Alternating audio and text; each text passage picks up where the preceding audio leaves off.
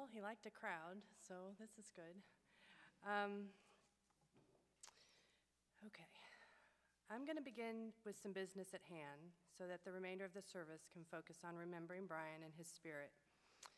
And while this might not seem the natural order of a memorial service, I have to let go of anything to do with the natural order in my life.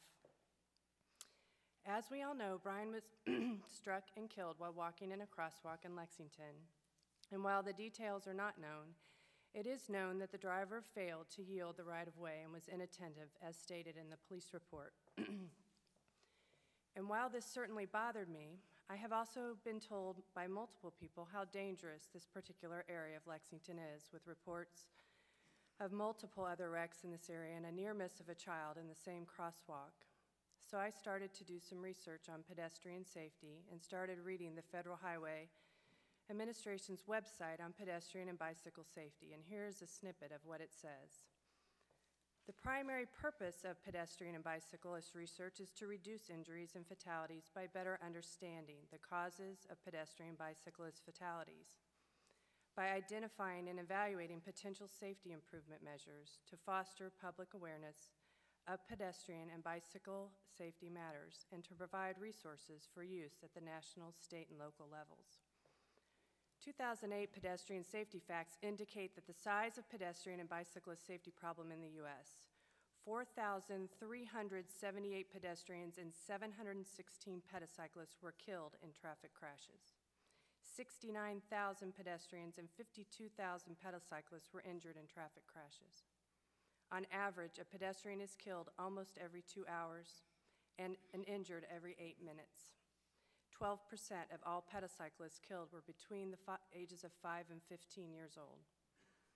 Their mission, livable communities, are a high priority of the U.S. Department of Transportation and the Obama administration, and a livable community is one that provides safe and convenient transportation choices to all citizens. Whether it's by walking, bicycling, transit, or driving, each year, unfortunately, pedestrian fatalities comprise about 12% of all traffic fatalities. The numbers are improving, but we still have a ways to go. And pedestrian safety improvements depend on an integrated approach that involves 4 E's: engineering, enforcement, education, and emergency services. The FHWA's Office of Safety develops projects, programs, and materials for use in reducing pedestrian and bicyclist fatalities. So, what am I going to do with all this information? Well, I have made contact with the manager of this program, and my email was forwarded to a safety engineer for Kentucky. I've also contacted the University of Kentucky's pedestrian safety program. My hope that is, if there is a design problem at this particular intersection, then I will see to it that changes are made. I'm also opening myself up to be a spokesperson to drivers, especially young drivers, on how important it is to be safe, be a safe, attentive driver. I will follow this path wherever it leads me in order to prevent this sort of tragedy from happening to others. And I encourage all of you to identify troublesome areas in your communities and say something to your city or government officials, as well as becoming a safe, attentive driver. I hope all of you received your green ribbon today when you came in. Thanks to my girls for making them. You rock. Beautifully, green is the color that represents pedestrian safety awareness and organ donation, 2 important good things that have come from this tragedy. After the service, there's a table out in the front which is set up which has donation options for people. And while I have been unable to find an appropriate foundation for promoting national or local pedestrian safety, as stated, my plan is to tackle this in another way.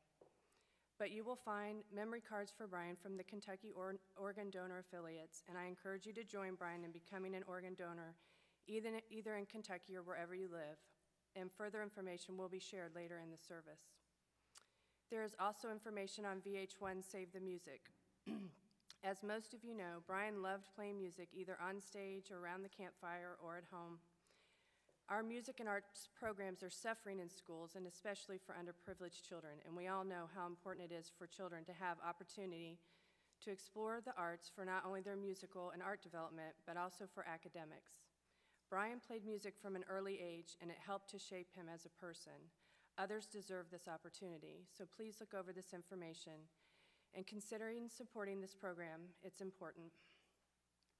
Finally, there is information on 529 college accounts for Samuel and Nathan.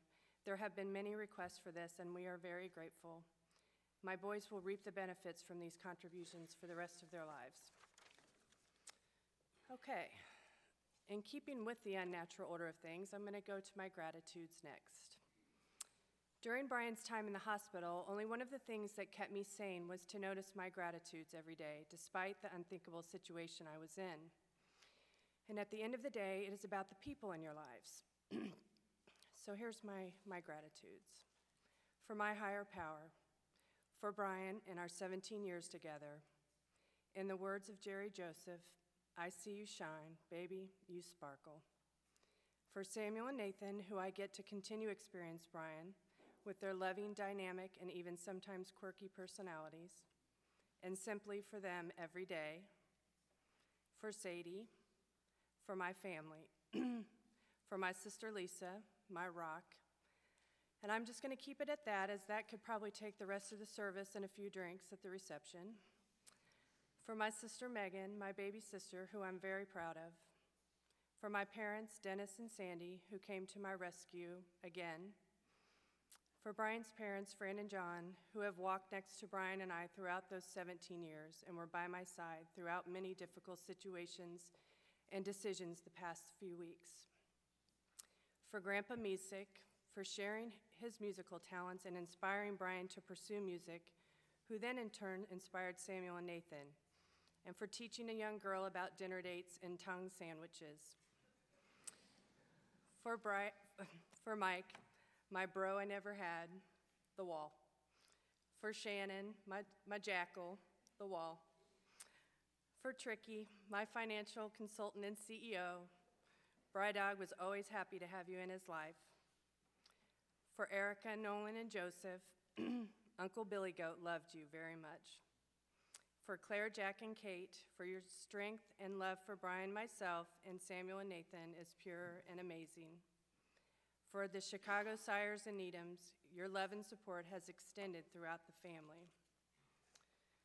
For the McCarthy family, our reconnection over the past few years has provided me much healing, and I'm so happy to have all of you in my life.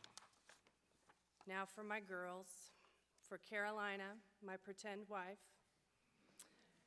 for Joy, my partner in crime fighting, and while I'm certain you would have some obscure literary female crime fighting duo to reference, all I could think of was Cagney and Lacey. For Kara, my diversion. For Michelle, my health food provider, and our reconnection means more to me than I can say now. For Julie, my alchemist. For Beth, my empathizer. For Courtney, my quiet confidant. For Aaron, well, all I can say is damnyouautocorrect.com. Shannon thanks you for the socks, and my sister thanks you for the sleeping mask. You are good stuff. For Susan, another health food provider and fashion designer. For Jill, my go-to girl. For Shannon Needham, as Brian called her his cuz, thanks for being there. For Drew, for your rousing vigor and friendship. For Queen Joan the Beautiful. For Mark and Emily, for your support, time, and friendship. And as I mentioned to you, get on with it. For my PT friends, your true understanding of my situation was very comforting, but most of all, it was your friendship.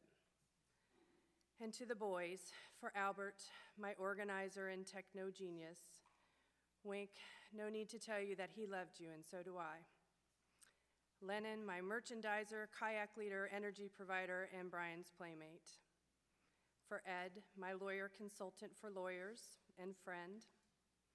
And for Rob Schwinn, I do think Brian has talked more about his dog than Valerie after briefing me on his conversations for the past couple of years, and I think he might want to switch that around. Got to meet her, and she's an awesome gal. It's true. For Chris Ray, my graphic designer. By the way, I'm really glad you didn't marry the first girl from the Nouveau Personal Ads. I think she was a blonde. And take it from me, redheads who farm are a lot more fun.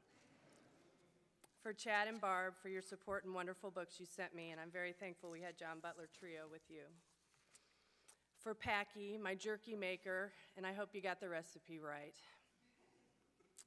For Matt, Ava, Mara, and Siri, for opening your home to our entire family, for sharing your stories of rain, for helping me navigate the ICU, for my tray of meatloaf and mac and cheese brought to me at the end of a long day, and for being there at a moment's notice, to Ava for the massage.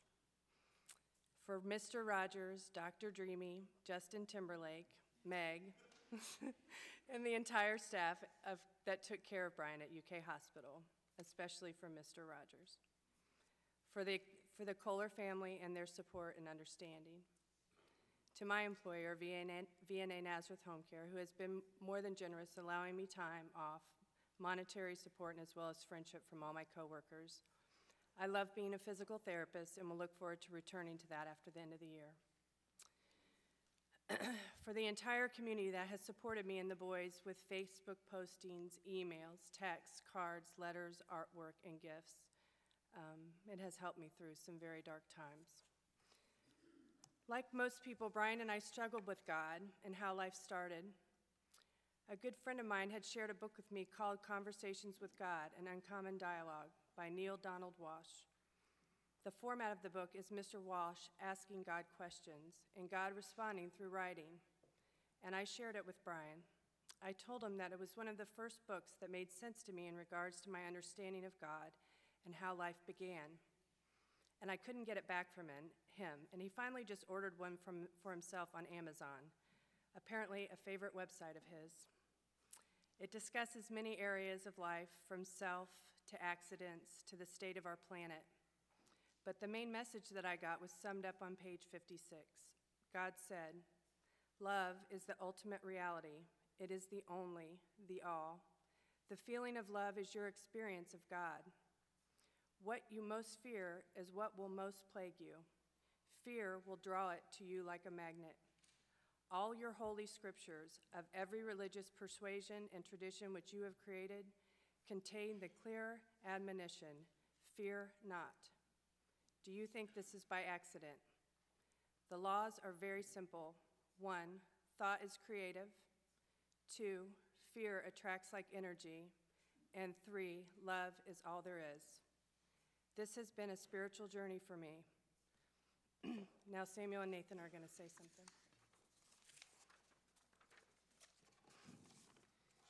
Oh, I'll have to hold them up. You want to go first? I'm going to hold you.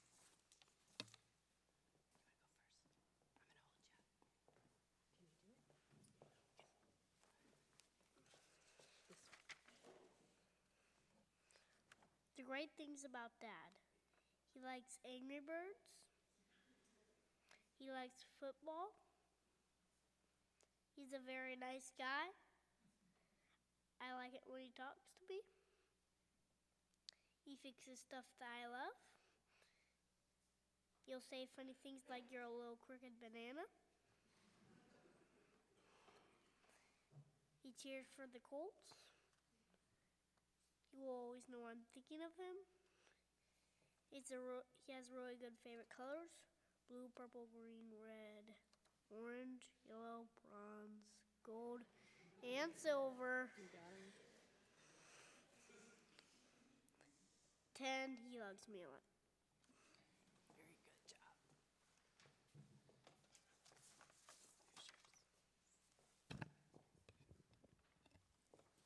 Great things about Dad. 10, he's a good musician. 9, he has a lot of friends. 8, he's a good kayaker. 7, he was very supportive. 6, we both like to swim. 5, he was a big Colts fan. 4, we both like to eat Italian food.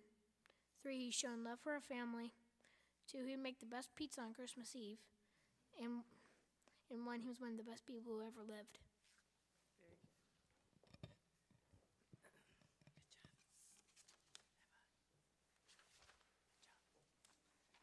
job. Okay.